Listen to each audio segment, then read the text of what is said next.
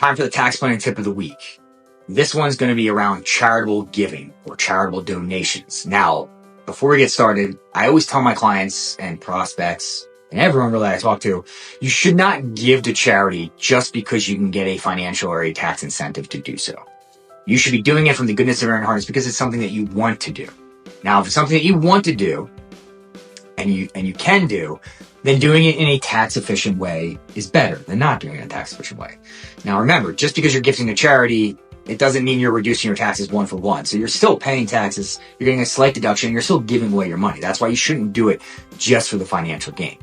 But what I want to talk about specifically is gifting appreciated stock.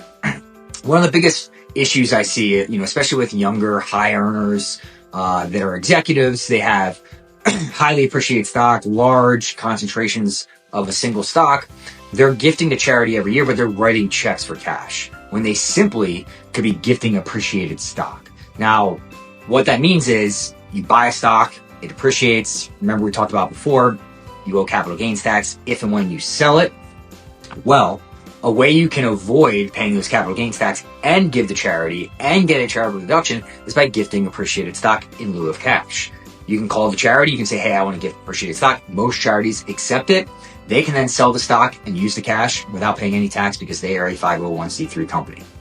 So let's go over an example. Jane Addams purchases $10,000 worth of a stock 5 years ago, and it's now worth $50,000. If Jane were to sell the stock, she would incur a capital gains tax on the $40,000 of appreciation.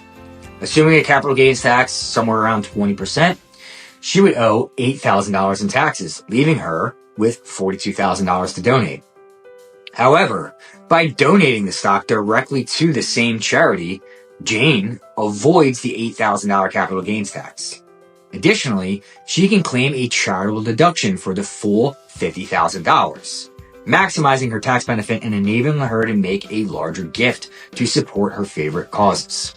Now, keep in mind that when you gift appreciated stock, there is a difference in gifted cash. When you gift cash, you can deduct usually between 50 and 60% of your adjusted gross income.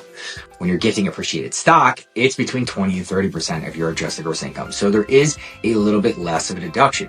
But if you're also simultaneously avoiding any capital gains that you would pay in the future, and for those people that have high concentrated positions, getting some of that stock out of your estate and out of your portfolio, so you're a little bit more diversified, it's a win-win-win.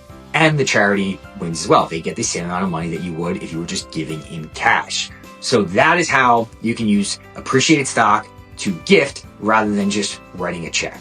Now, one more thing to keep in mind. You have to be itemizing deductions to take charitable contributions. So if you're using the standard deduction and you're just giving $2,000, $3,000, likely you're not going to be able to deduct that if you're not above the standard deduction. So it's always important to check with your tax preparer and your financial advisor to make sure, it makes sense how you're giving and when you're giving for your situation. Have a great day.